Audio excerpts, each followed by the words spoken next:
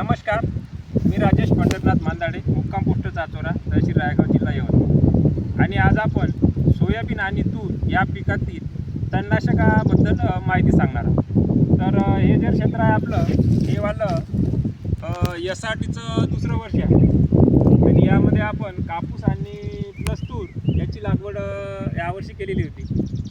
तर आपण आता यावर्षी इथं एका बेडवर 2 तास सोयाबीनचे आणि एका बेडवर एक सिंगल तास तुरीचं अशी आपण इथं लागवड करणार आहोत. म्हणजे ना आपलं तुरीचं अंतर जे आहे ते 8 फुटावर येईल. 4चे बेड आहे, 8 फुटावर येईल. आणि आपण सोयाबीनचे 2 तास घेणार आहोत. तर सोयाबीनचे 2च तास का, तर आपण जरी आपल्याला जागा मोकळी वाटली, आपण त्याच्यावर 3ही तास टाकले तरी आपला खर्च जो आहे तो बियाण्याचा खर्च वेस्टच चालला आणि उत्पन्न आपल्याला तेवढंच भेटून राहिलेलं आहे.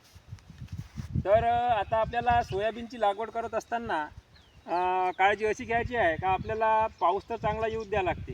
याच्यावर चांगला 1-2 पाणी झाल्यानंतर वापणारं गवत आणि जे येणारा आपल्याला गवत आहे याच्यासाठी आपण एकदम महागाचं औषधं न वापरता कांद्याचं गोल 15 मिली एका पंपासाठी आणि त्यामध्ये ग्लायफोसेट 50 आणि 30 मिली आपण मिरॅक टाकतात असा मिश्रण डोस करून आपण याच्यावर तणनाशक मारू शकतो. याच्यामध्ये कांद्याचं तणनाशक गोल जे आहे ते आपल्याला वरचं गवत मारण्यासाठी सुद्धा होऊन राहिला आणि उगवणपूर्व जे आपण म्हणतो उगवणपूर्वसाठी कांद्याचं तणनाशक अत्यंत सोयाबीन आणि तूरमध्ये फायदेशीर होत आहे.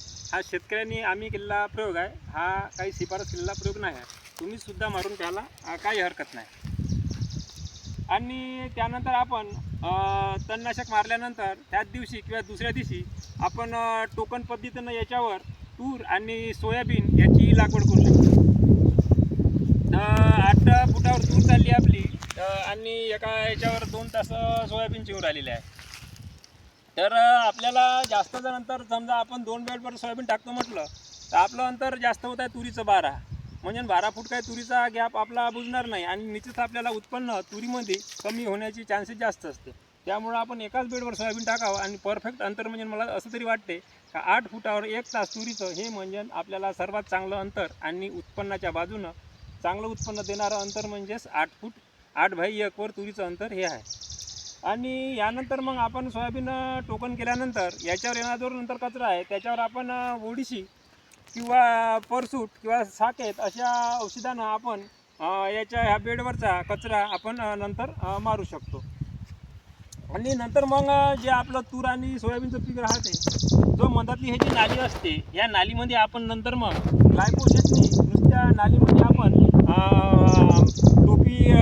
टोपी लावून आपण कॅप लावून तो मधातला कचरा जो आहे तो आपण मारू शकतो. तर असं हे नियोजन आम्ही या क्षेत्रावर कापूस आणि तूर याचं केलेलं आहे.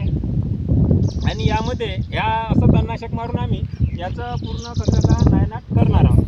तरी आता भेटू आपण समोरच्या व्हिडिओमध्ये. तर तोपर्यंत शेतकरी बंधूंनो, आपण जर आपल्याला पुन्हा कशाची माहिती वाटली तर आपण कमेंटद्वारे यूट्यूबवर कळवण्यात यावे किंवा आणि तुमच्यापाशी जर कोणती माहिती असेल ती सुद्धा त्याच्यावर टाकणे. आणि ग्रुपवाल्यांनी आपल्याला कोणती माहिती पाहिजे ती सुद्धा ग्रुपवर टाका. समोरच्या व्हिडिओमध्ये तुम्हाला 2 दिवसामध्ये तो व्हिडिओ तुमच्या ग्रुपवर किंवा मला बैलजोडी SRT या चॅनलवर येऊन जाईल. तर आता भेटू आपण समोरच्या व्हिडिओमध्ये. तोपर्यंत नमस्कार.